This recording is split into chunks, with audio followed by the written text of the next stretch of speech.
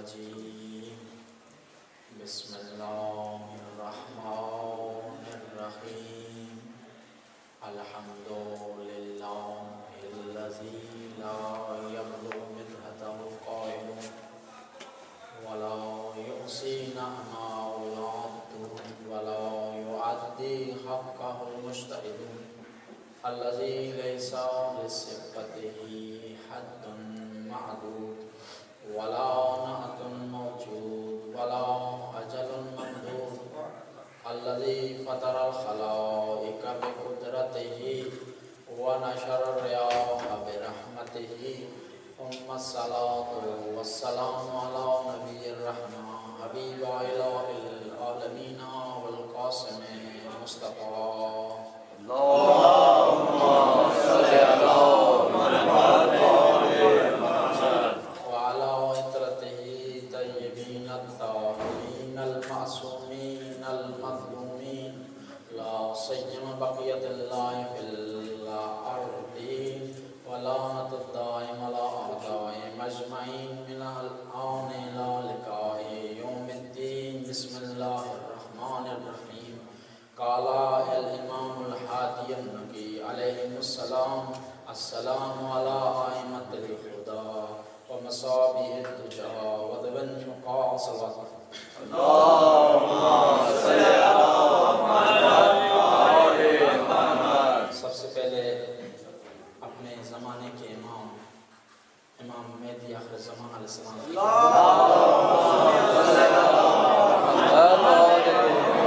اور مراجع اعظام اور آپ مومنین کرام کی خدمت میں امام ہادی نقی علیہ السلام کی شہادت کی نسبت سے تعزیت اور تسلیت پیش کرتا ہوں اور خدا اللہ تعالیٰ سے دعا کروں کہ ہمیں توفیق دے کہ ہم اپنے آئمہ کی سیرت پر چل سکیں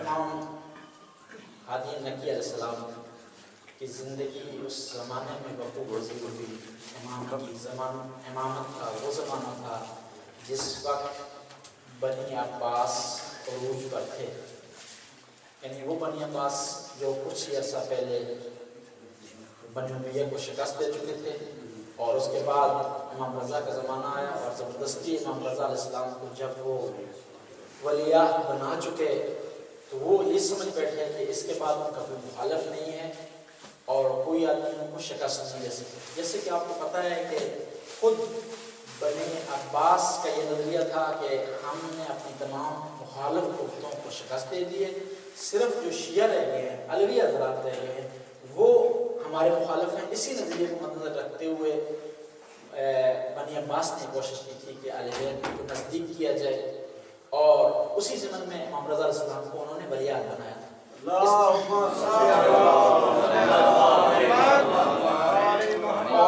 اس کے بعد جب امام جواد کا زمانہ آیا تو انہوں نے ایک نئے انداز سے ایک نئی چال کے ذریعے اہل بیت کی مخالفت شروع کی، اور وہ جو خطرہ محسوس کر رہے تھے اہل بیت کو، اس خطرے کو دفع کرنے کی کوشش کی۔ امام جواد کی زندگی اور امامت گزرنے کے بعد امام ہادی نقی کا وقت آیا تو اس زمانے میں وہ متوکل خلیفہ تھا، اور متوکل خلیفہ نے طرح طرح کے پروپیگنڈے کی اہل بیت کے خلاف، اہل بیت کو ستانے میں اس نے کثر اٹھانا رکھی تھی، اور اس کے مقابلے میں امام نے جو تعارف کروایا اہل بیت کا، اس کا بولتا ثبوت زیارت جامع ہے۔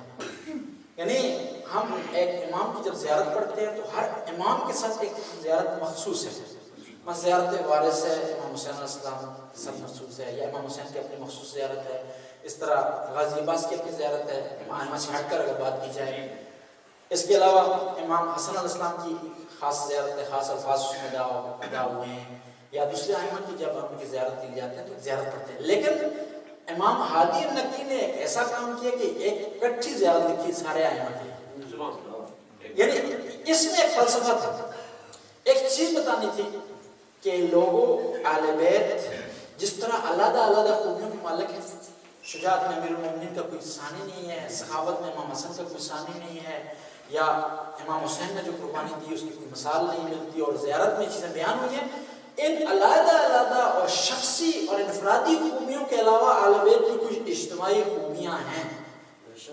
اگر لوگ ان کو درک کر لیں اور ان کو اپنی سیرت میں ڈالنے کی کوشش کریں تو لوگ کامیاب ہو سکتے ہیں. اور یہاں پر ایک بہترین نقطہ بھی یہی ہے کہ ہم ہمیشہ بیان کرتے ہیں اور ہمارے جو آئیڈیل میں یہ چیز پائی جاتی ہے وہ یہ ہے کہ ہم یہ ہمارا دعویٰ ہے اور اس دعوے کی دلیل بھی ہمارے پاس موجود ہے اور اس کا ثبوت بھی موجود ہے کہ جو ہمارے پاس 12 امام ہیں یہ 14 معصوم ہیں. پہلے امام کا وہی کلام ہے جو آخری امام کا. پہلے امام نے جو ہدایت کا راستہ لوگوں کے لیے اپنایا وہی راستہ تھا جو آخری امام کا راستہ تھا. اور اس لیے بعض اوقات لوگ جب پوچھنے کے لیے آتے ہیں امام جعفر صادق علیہ السلام سے کہ آپ جو حدیث بیان کرتے ہیں یہ حدیث آپ کہاں سے لیتے ہیں؟ حالانکہ آیت تطہیر کے مصداق حدیث ثقلین کے مصداق کہہ سکتے ہیں کہ میں خود اتھارٹی رکھتا ہوں یہ حدیث بیان کر سکتا ہوں، لیکن فوراً سلسلہ بیان کرتے ہیں ایک چیز بتانے کے لیے کہ لوگوں ہم نے جو کچھ لیا اپنے نانا سے لیا، ہمارا کلام ہمارے نانا کا کلام اور ہمارے نانا کا کلام ہمارا کلام.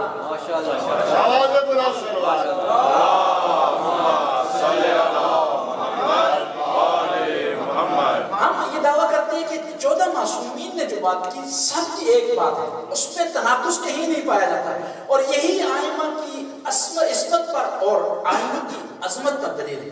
اور اس کے مقابلے میں سنیوں کے 12 امام نہیں ہیں، 4 امام ہیں، چاروں میں اختلاف ہے. آپ چھوٹے چھوٹے مسائل کو دیکھیں. ہمارے 12 امام یہ کہہ رہے ہیں کہ ہاتھ کھول کر نماز پڑھنی واجب ہے، جو باندھے گا حرام ہے. لیکن اسی ایک مسئلے کو لے لیں آپ، چاروں آئمہ میں اہل سنت کے 4 امام ہیں، چاروں میں اختلاف ہے. اور یہ 12 اماموں میں عدم اختلاف آئمہ کی عصمت پر دلالت کرتا ہے اور آئمہ کی حقانیت پر دلالت کرتا ہے. ان چاروں میں جو اختلاف ہے ان کی عدم حقانیت پر دلالت کرتا ہے. اب دیکھیں یہ ہاتھ کھولنے اور باندھنے کا جو مسئلہ ہے اس میں اہل سنت کا کوئی ایسا مذہب بھی نہیں ہے جو کہتا ہو کہ ہاتھ باندھنا واجب ہے. ہاتھ باندھنے میں اگر سب سے زیادہ جو سخت ہے وہ حنفی ہے، اور حنفی بھی کہتے ہیں کہ ہاتھ کھولنا مکروہ ہے، کراہت رکھتا ہے. وہ بھی نہیں کہتے ہاتھ کھولنا حرام ہے یا ہاتھ باندھنا واجب ہے. اور شافعی اختیار دیتے ہیں آپ کو، مالکی کہتے ہیں ہاتھ کھولنا واجب ہے. یعنی حنبلی تو خود اہل حدیث ہیں، وہ حدیث کو فالو کرتے ہیں، مقلد ہے ہی نہیں ہے، اور وہ ضعیف حدیث کو بھی لے کر اس کو مان لیتے ہیں اور اپنے لیے سرنامہ کلام بنا لیتے ہیں. ان کی تو بات یہ علیحدہ ہے. تینوں مکتب جو ہے جو مقلد کہلاتے ہیں اور ان کے جو ائمہ ہیں مقلد کہلاتے ہیں، ان تینوں میں بھی زمین و آسمان کا آپس میں اختلاف ہے. اور بعض اوقات ہمارے ساتھ ان کا اختلاف اتنا نہیں ہوتا جتنا آپس میں ان کا اختلاف ہوتا ہے. آپس میں ان کا اختلاف ہوتا ہے اور تاریخ ہمیں بتاتی ہے کہ ان کی آپس میں جو لڑائیاں رہی ہیں، آپس میں ان کی جنگیں رہی ہیں، آپس میں ایک دوسرے کو جو لان تان کی ہے اس کی کوئی مثال نہیں ہے.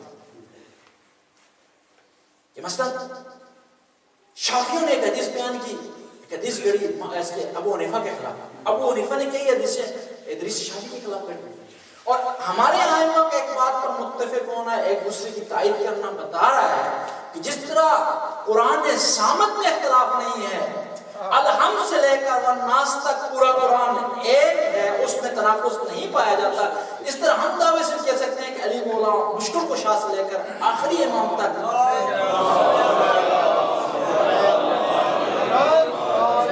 ان میں اختلاف نہیں پایا جاتا. اختلاف ان میں بالکل نہیں پایا جاتا. تو اسی چیز کو مد نظر رکھتے ہوئے امام ہادی علیہ السلام نے یہ زیارت جامعہ ہمیں تعلیم فرمائی. زیارت جامعہ کبیر کے نام سے مشہور ہے. امام اس میں فرماتے ہیں کہ میرا سلام ہو ان ائمہ پر، ان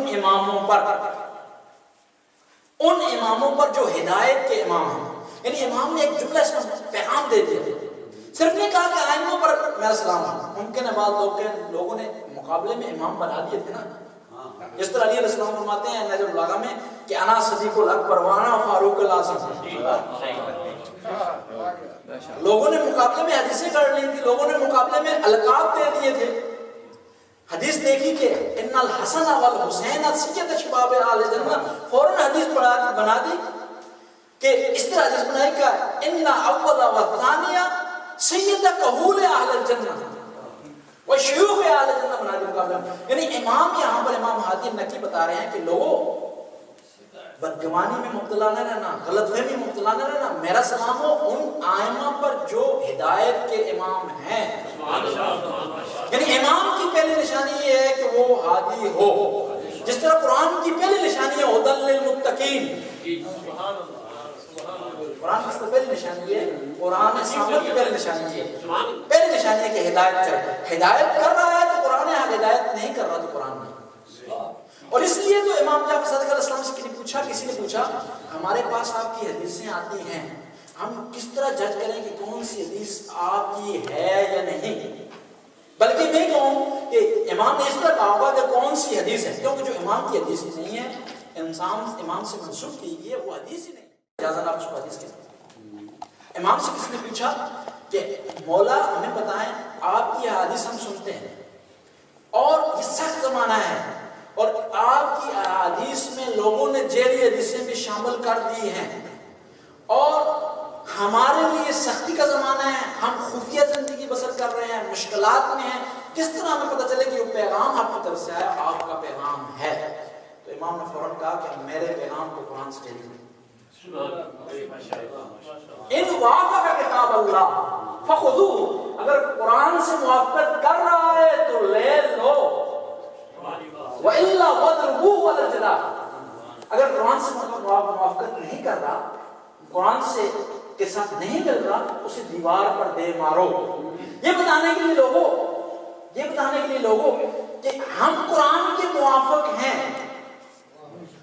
یہ بتانے کے لیے لوگوں کہ پیغمبر نے ویسے نہیں کہہ دیا کہ انی تارکم فیکم الثقلین کتاب اللہ و عترت اہل البیت ما ان تمسکتم بہما لن تضلوا بعد. اللہم صلی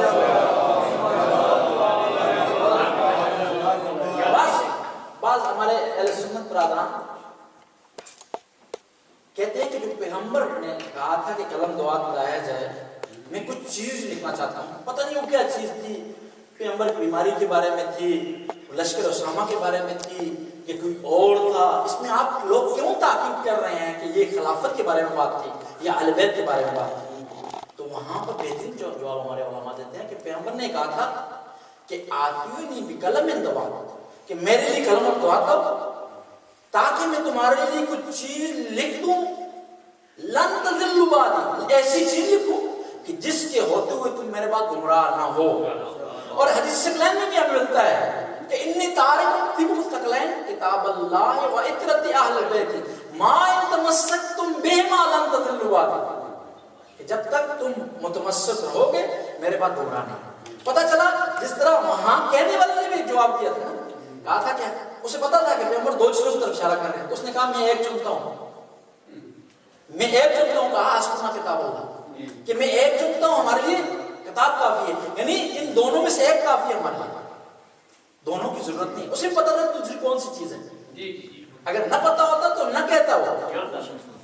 اور پھر یہاں پر ایک سوال پیدا ہوتا ہے کہ ہمارے بھائی جو اپنے آپ کو کہتے ہیں اہل سنت، ان کو حق نہیں ہے کہ وہ اہل سنت اپنے آپ کہیں. اہل سنت کا معنی یہ ہے کہ اہل سنت یہ نبی کی سنت کی پیروی کرنے والا. جس آدمی کا سردار یہ کہے کہ مجھے سنت نہیں چاہیے، مجھے میرے لیے قرآن کافی ہے، تو اس کو حق نہیں ہے کہ اہل سنت اپنے آپ کو، بلکہ اپنے آپ کو کہتے ہیں اہل قرآن. اس لیے تو تجانی صاحب نے کتاب لکھی نا، کہا شیعہ ہم اہل سنہ، شیعہ ہی واقعی اہل سنت ہیں، سنت کو بچانے والے. اور جو پیغمبر لکھنا چاہتے تھے وہ پیغمبر کی سنت کے علاوہ کوئی چیز نہیں تھی. قرآن تو ہو نہیں سکتا، کیوں قرآن کو تو مان رہے تھے، انہوں نے کہا تھا کہ حسنہ کتاب ہے. تو میں عرض کر رہا تھا کہ امام ہادی نے کہا کہ میرا سلام ہو ہدایت کے آئمہ پر، یعنی جو ضلالت کے آئمہ ہیں، لوگوں کو گمراہی کی طرف لے جاتے ہیں، ان پر میرا سلام نہیں ہے. دیکھیں امام تو کوئی ہو سکتا ہے، ہدایت کا امام بھی ہو سکتا ہے اور گمراہی کا امام بھی ہو سکتا ہے. صحابی بھی ہدایت کا صحابی ہو سکتا ہے، گمراہی کا صحابی ہو سکتا ہے، جنت کی طرف لے جانے والا صحابی ہو سکتا ہے، جہنم کی طرف لے جانے والا صحابی بھی ہو سکتا ہے. اس لیے تو بخاری میں لکھا کہ حدیث سے حوض کے نام سے مشہور حدیث ہے بخاری شریف میں، کہ پیغمبر گرامی نے کہا کہ میں نے دیکھا، ایک خواب نقل کی جا رہی ہے پیغمبر سے کہ قیامت کے دن ایسا ہوگا، یا پیغمبر کی حدیث سے اس طرح ڈائریکٹ نقل کی جا رہی ہے کہ قیامت کا دن ہوگا کہ میں کھڑا ہوں گا حوض پر اور میرے کچھ ماننے والوں کو، میرے کچھ صحابہ کرام کو، میرے کچھ جو ظاہر طور پر پیروکار ہیں، ان کو جہنم کی طرف لے جایا جائے گا. تو میں فوراً آواز دوں گا خدایا میرے صحابی ہیں ان کو کہاں لے جایا جا رہا ہے؟ تو خدا کا ارشاد ہوگا کہ اے نبی تو نہیں جانتا، ماتا رکھ لیا، ماتا علیہ لا تعالی، تو نہیں جانتا کہ ما احدثوا بعدک، کہ انہوں نے تیرے بعد کیا کیا ہے۔ بخاری شریف میں حدیث ہے اور اس حدیث کا انکار نہیں کر سکتے۔ تو یہاں اچھا ایک لطیفہ یاد آ گیا، امیر شام کے دربار میں امیر شام نے ایک آدمی کو مولائی تھا، اس کے دربار میں چلا گیا کسی کام سے، اس کو تنگ کرنے کے لیے ایک آدمی کو بلایا اور اس کو سمجھایا پیسے دیے کہ جب یہ شخص یہاں آئے مولا کا ماننے والا تو اس کے سامنے تو نے اس طرح بات کرنی ہے تاکہ یہ گھبرا جائے اور علی کی محبت سے ہاتھ اٹھا لے۔ اور اس شخص اس طرح جو اس کو پیسے دیے آیا دربار میں، کہا کہ میں نے رات کو خواب میں دیکھا ہے، خواب میں دیکھا ہے میں نے کہ پہلے خلیفہ آئے ہیں، اپنے جاننے والوں کو، اپنے ماننے والوں کو، اپنے پیروکاروں کو، اپنے پیچھے چلنے والوں کو جنت میں لے گئے، اور پھر دوسرے آئے ہیں استری لے کر چلے گئے، تیسرے آئے ہیں استری اپنے جاننے والوں کو جنت میں لے کر چلے گئے، اور جب آئی ہے باری چوتھے خلیفہ کی، خلیفہ راشد کی، امیر المومنین کی، تو انہوں نے کہا ہے جنت بھر گیا ہے، اب علی کی اور علی کے ماننے والوں کی جگہ نہیں رہی۔ اس مومن کو تنگ کرنے کے لیے اس نے کہا، تو مومن بڑا ہوشیار تھا، اس نے کہا پتہ ہے تم نے پوری خواب نہیں دیکھی، میں نے خواب کا دوسرا ایسا بھی دیکھا ہے جو تم نے نہیں دیکھا۔ کہا وہ کیسا کیا؟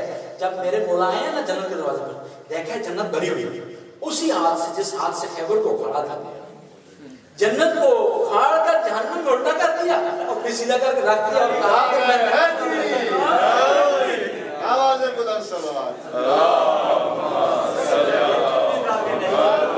جنت خالی ہو گیا ہے، جنت صاف ہو گیا ہے، جنت خالی ہو گیا ہے، اب میرے ماننے والے داخل ہو سکتے ہیں۔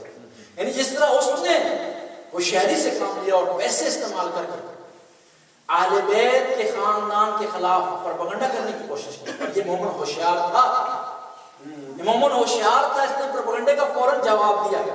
یہ ہمارے مومنین کے لیے ایک پیغام ہے، اور یہ بات حقیقی ہے، تاریخ نے اس بات کو لکھا ہے، لطیفے کی بات نہیں ہے کہ بعض بات ممکن ہے ہمارا دشمن مختلف پروپیگنڈے کر کے، مختلف چیزیں استعمال کر کے، عزاداری کا سہارا بنا کر، اہل بیت کی محبت کا سہارا بنا کر مومنوں کو ولائے علی سے دور کرنے کی کوشش کرے۔ اگر آپ ہوشیار نہیں ہوں گے تو یہاں دھوکہ کھا جائیں گے، اور بعض وقت مومن ایک مقدس چیز کو دیکھ کر دھوکہ کھا جاتے ہیں، ایک مقدس آدمی کو دیکھ کر دھوکہ کھا جاتے ہیں، ایک مقدس نعرے کو سن کر دھوکہ کھا جاتے ہیں، اور پھر ہمارے یہاں پاس کچھ مغالطے بہت زیادہ کیے جاتے ہیں، یہ اصول ہے اور یہ فروع ہے، مغالطے کیے جاتے ہیں۔ حالانکہ آپ دیکھیں میدان کربلا میں امام حسین رسول ہے اور فروع کے لیے قربانی دے رہے ہیں، کیونکہ امام بہتر جانتے ہیں کہ کون سی چیز افضل ہے، کون سی چیز زیادہ اہمیت رکھتی ہے، اور امام کی زندگی، امام کی لائف، اور خود امام قیمتی چیز ہوتا ہے، عام انسان نہیں ہوتا، اور جب ایک امام اپنے آپ کو اتنا قیمتی ہونے کے باوجود کسی چیز پر قربان کر رہا ہے تو پتہ چل رہا ہے کہ وہ چیز امام سے بھی زیادہ قیمتی ہے۔ میں کہا کرتا ہوں نا، ہم سارا کچھ سب کچھ اپنے بچوں کے لیے کرتے ہیں۔ آپ لوگ یہاں تشریف فرمائیں، اپنا وطن آپ نے چھوڑا وہ بچوں کے لیے، اپنی نیند بعض اوقات بچوں کے لیے آپ حرام کر دیتے ہیں، کھانا بعض کو چھوڑ دیتے ہیں کہ میں کھانا اگر کھاؤں گا تو بچے کو سکول سے نہیں لے سکوں گا، کہ ایسا نہ ہو بچہ سکول کے باہر میرا بچہ منتظر رہے، آپ کھانا چھوڑ دیتے ہیں، نیند بعض اوقات چھوڑ دیتے ہیں کہ کہیں میرے سونے کی وجہ سے میرا بچہ سکول سے لیٹ نہ ہو جائے، ناشتہ چھوڑ دیتے ہیں آپ لوگ، پردیس کاٹتے ہیں بچے کے لیے، بھوک کاٹتے ہیں بچے کے لیے، آبرو کو داؤ پر لگا دیتے ہیں آپ لوگ بچے کے لیے، بازو کرتے ہیں ہی نہیں کرتے۔ لیکن امام حسین وہ ہیں جنہوں نے اپنے بچے بھی اسلام پر قربان کر دیے۔ ہم کیا کرتے ہیں؟ ہم سب کچھ بچوں کے لیے کرتے ہیں، امام حسین نے ہمیں کنسپٹ دیا کہ اگر آپ سب کچھ اسلام کے لیے کر رہے ہیں تو میرے نقش قدم پر چل رہے ہیں، اگر آپ کے سامنے میری محبت آ جاتی ہے اور بچوں کی محبت آ جاتی ہے، تو اگر میری محبت کو اپنا رہے ہیں، بچوں کی محبت کو چھوڑ رہے ہیں، تو گویا میرے نقش قدم پر چل رہے ہیں، گویا آپ اسلام پر ہیں۔ اگر ایسا نہیں کر رہے، یہ کسوٹی مقرر کر دی امام حسین، ترازو مقرر کر دیا امام حسین۔ ہم دنیاوی لحاظ سے بچوں کے لیے سب کچھ کرتے ہیں، ان کے لباس کا انتظام کرتے ہیں، ان کے کھانے پینے کا انتظام کرتے ہیں، ان کے رہن سہن کا انتظام کرتے ہیں، کوشش کرتے ہیں اچھے اسکول میں پڑھیں، اچھی تعلیم حاصل کریں، لیکن ان کی روح کی غذا کا انتظام ہم نہیں کرتے، ان کی روح کی غذا کا انتظام نہیں کرتے۔ حالانکہ روح زیادہ مہم ہے، جب تک روح بدن میں ہے تو انسان انسان ہے، روح نکل گئی تو انسان نہیں رہتا۔ اور دیکھیں آپ جج کریں کہ ایک نجس العین ہے، میں نام لوں، مثلا نجس العین ایک حیوان ہے، اس کو اگر ہاتھ لگایا جائے تو آپ کا ہاتھ اگر گیلا ہو تو زیادہ سے زیادہ یہ ہے کہ آپ کو وہ دھونا پڑے گا ہاتھ سے، وضو کرنے کی ضرورت بھی نہیں۔ لیکن انسان اتنا کمزور ہے، روح نکل جاتی ہے، ہاتھ لگایا جائے تو غسل واجب ہو جاتا ہے، انسان پر غسل واجب ہو جاتا ہے، یعنی اتنا انسان کمزور ہو۔ اس کا پتہ چلا کہ سب کچھ محور انسان کا روح ہے۔ آپ بچے کے لیے ہر قسم کا انتظام کر رہے ہیں، کھانے کا انتظام کر رہے ہیں، اس کے رہن سہن کا انتظام کر رہے ہیں، اس کے لیے اچھی زوجہ کا انتخاب کر رہے ہیں، لیکن اس کی روح کا انتظام نہیں کر رہے۔ بڑے افسوس اور تعجب کی بات ہوتی ہے۔ پھر ہم نعرہ لگاتے ہیں کہ ہم حسین علیہ السلام کے ماننے والے ہیں، ہم عزادار ہیں، ہم شیعہ ہیں، ہم جیسا ماتمی کوئی نہیں ہے، ہم جیسا عزادار کوئی نہیں ہے، ہم جیسا موالی کوئی نہیں ہے، ہم جیسا اسلام کا پرچمدار کوئی نہیں ہے۔ دیکھیں مقصد پر وہ پہنچتا ہے آدمی کہ جس کے پاس موجودہ معلومات، اس کے ایڈریس اور باہر کی سچویشن جو ہے فیلڈ کی، اس کی کتابت کرتی ہے۔ مثلا آپ کے پاس ایڈریس لکھا ہوا ہے، آپ جس مقصد پر پہنچنا چاہتے ہیں، جس منزل پر پہنچنا چاہتے ہیں، جب تک مکمل طور پر آپ مقصد اور اس ایڈریس کے ساتھ اپنے اس دونوں چیزوں کا آمانگی نہیں کریں گے، ان کو آپس میں آمانگ نہیں کریں گے تو مقصد پر نہیں پہنچ سکتے۔ دیکھیں ایک ڈاکٹر ہوتا ہے، مریض اس کے پاس جاتا ہے، مریض اپنی معلومات دیتا ہے ڈاکٹر کو، ڈاکٹر اپنی معلومات کو لیتا ہے اور دونوں معلومات کو آپس میں ٹیلی کرنے کے بعد ایک نتیجہ نکالتا ہے اور نسخہ لکھتا ہے۔ کیا ہم نے کبھی ایسا کیا ہے کہ حقیقی اسلام کیا ہے اور ہمارے اندر کون سی چیزیں ہیں؟ اور اگر وہاں پر ڈاکٹر صحیح جج نہ کر سکے اور مریض نے کہا کہ میرے سر میں درد ہے، وہ سمجھا کہ اس کے پیٹ میں درد ہے، تو کبھی بھی صحیح نسخہ اس کے لیے نہیں لکھ سکے گا۔ یعنی اسلام کہہ رہا ہے کہ نماز افضل ہے، ہم کسی اپنے کام کو افضل سمجھ رہے ہیں، تو گویا ہماری معلومات، ہمارا کردار، ہمارا علم ٹیلی نہیں کر رہا ان قوانین کے ساتھ جو اسلام ہمیں دے رہا ہے۔ اگر نہیں کر رہا ٹیلی تو گویا ہم اسلام پر نہیں چل رہے، گویا جس اسلام کے لیے امام حسین نے سب کچھ قربان کر دیا، وہ اسلام، اس اسلام اور ہمارے اسلام میں بڑا فرق ہے۔ اور بعض اوقات یہ ہوتا ہے کہ ہم اپنی طرف سے ایک نیا اسلام بنانے کی کوشش کرتے ہیں، آئمہ کے مکتب میں اس کی گنجائش نہیں ہے، آئمہ کے مکتب میں کچھ اصول مقرر کر دیا آئمہ نے، اور ہم بعض کو اپنے ذوق کے مطابق اسلام بنانے کی کوشش کرتے ہیں۔ آئمہ کی تعلیمات اس چیز کو قطعاً منع فرماتی ہیں کہ دیکھیں صبح کی 2 رکعت نماز ہے فرض، آپ 4 نہیں پڑھ سکتے فرض کی نیت سے، نہ زیادہ کر سکتے ہیں اور نہ کم کر سکتے ہیں اسلام میں۔ اور یہی وجہ تھی کہ امام حسین نے قربانی دی کہ یزید کچھ چیزیں کم کر رہا تھا اور کچھ چیزوں کا اضافہ کر رہا تھا، اور اسی لیے امام ہادی علیہ السلام مکی علیہ السلام نے قربانی پیش کی کہ متوکل یا معتز اپنے زمانے میں کچھ چیزیں زیادہ کر رہا تھا، کچھ کم کر رہا تھا، کیونکہ امام حسین کو پتا تھا کہ قرآن کہہ رہا ہے لا تقدموا بین ید اللہ ورسولہ، کہ اپنے آپ کو خدا اور اس کے رسول سے آگے مت بڑھاؤ۔ بعض اوقات یہ ہوتا ہے کہ ہم مدعی سست اور گوہا چست کے مصداق بن جاتے ہیں۔ آئمہ نے کہا ہم نے اس طرح کرنا ہے، ہم کہتے ہیں ہمارا عشق، ہمارا ذوق کہتا ہے کہ اس طرح کرنا چاہیے۔ آئمہ نے کہا ہماری عزاداری اس طرح کرو، تو ہم اپنی طرف سے گھوڑ ڈالنے کی کوشش کرتے ہیں۔ اسلام گھوڑ ڈالنے کا نام نہیں، اسلام کی تمام عبادات توقیفی ہیں۔ جہاں نماز میں اللہ کا لفظ استعمال ہوا ہے وہاں سمد استعمال نہیں ہو سکتا، حالانکہ اللہ کا نام نہیں، اللہ کا نام سمد بھی ہے۔ جہاں درود کا کہا گیا تو وہاں محمد و آل محمد کا لفظ استعمال کر سکتے ہیں، وہاں سکتے آپ. اگر آئمہ کی سیرت اپنانی ہے تو آئمہ کی سیرت یہ ہے. امام ہادی نقی جن کی آج شہادت اب منا رہے ہیں، ہم منا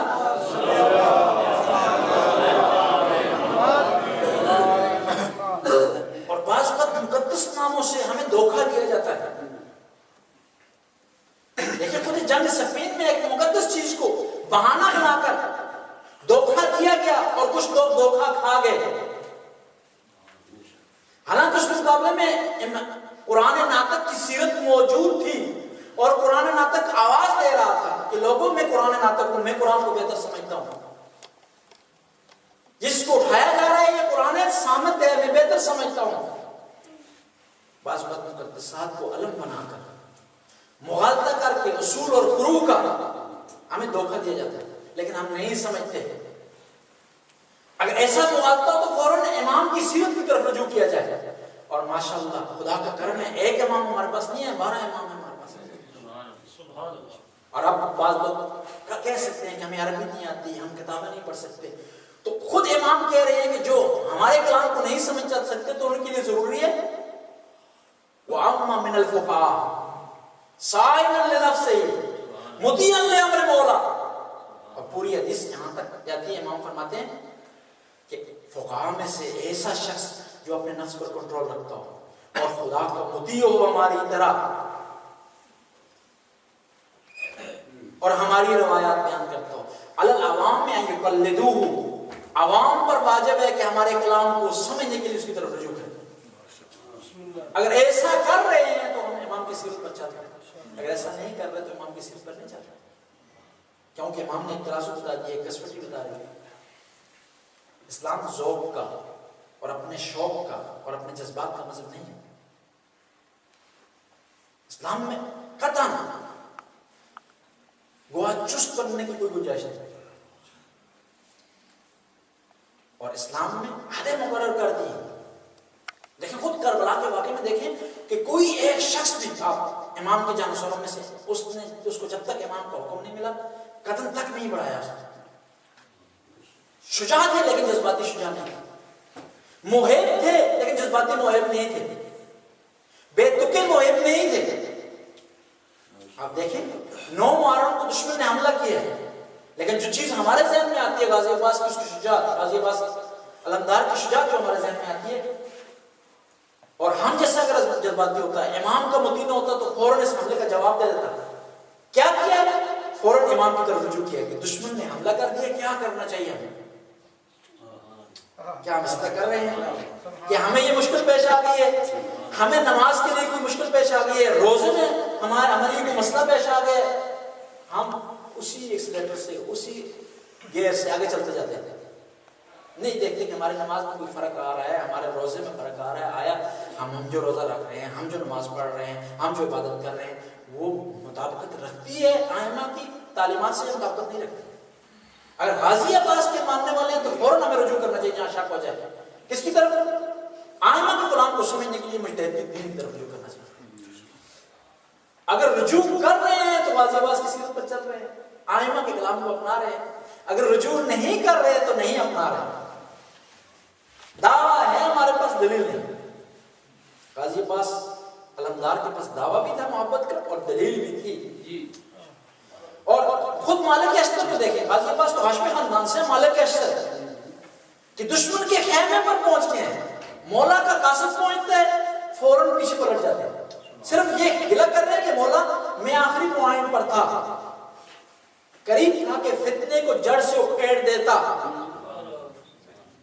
اس پوائنٹ سے واپس آ رہے ہیں کیونکہ مولا کا آرڈر پہنچ چکا ہے. ایک قدم پر ہے دشمن. جذبات نہیں کیے، احساسات نہیں کیے، اطاعت کا مظہر پیش کیا مالک اشتر.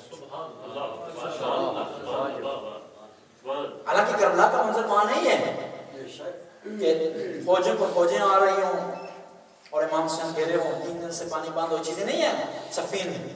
لیکن وہاں بھی ایک منظر ہمارے پاس اطاعت کا موجود ہے. اگر ہم یہ چاہتے ہیں کہ ائمہ ہم سے راضی ہیں، ہم ائمہ کی تعلیمات کو اپنے لیے زیور بنا لیں، اپنے لیے زینت بنا لیں. اگر بنا رہے ہیں تو ہمیں کس چیز پر چل رہے ہیں. بنا رہے ہیں تو صحیح عزادار ہے، ورنہ زبان سے کہنا کافی نہیں۔ اسی چیز کو لے کر امام ہادی علیہ السلام نے ہمیں ایک درس دی اور ایک زیارت جامعہ کی تعلیم دی۔ جامعہ کبیرہ بہت پیاری زیارت ہے، اس کو پڑھیں اور اس کا ترجمہ پڑھیں، بہت لمبی زیارت ہے جس میں ائمہ کی امام کی اور ائمہ کی خصوصیات بیان کی ہیں۔ روایات میں ملتا ہے کہ امام ہادی نقی علیہ السلام کو زہر دیا گیا، لیکن امام شہید ہوئے، امام حسن عسکری علیہ السلام موجود تھے، امام کو غسل دیا، امام کو کفن دیا، اور سامرا کے شرفاء نے، سامرا کے عمراء نے امام کے جنازے میں شرکت کی۔ میں امام سے کہوں گا مولا آپ کو زہر دی گئی، آپ پر سختی آئی، اپنے وطن سے دور تھے آپ، لیکن آئے کربلا میں چلتے ہیں، میرے مولا کا جنازہ 3 دن کربلا کی تپتی ریت پر پڑا رہا۔ ایک دفعہ ایک شخص مدینے میں آیا امام زین العابدین کے پاس، کہا میں غریب ہوں، میں لٹ گیا ہوں، میں مارا گیا ہوں۔ کہا اے شخص تو مارا گیا ہے، تو لٹ گیا ہے، تو پردیسی ہے، مجھے اتنا بتا تو مدینہ میں اگر مر جائے تو لوگ تجھے غسل دیں گے، کفن دیں گے، تجھے دفنائیں گے؟ کہا کیوں نہیں مولا مسلمان ہے۔ پھر امام نے آبری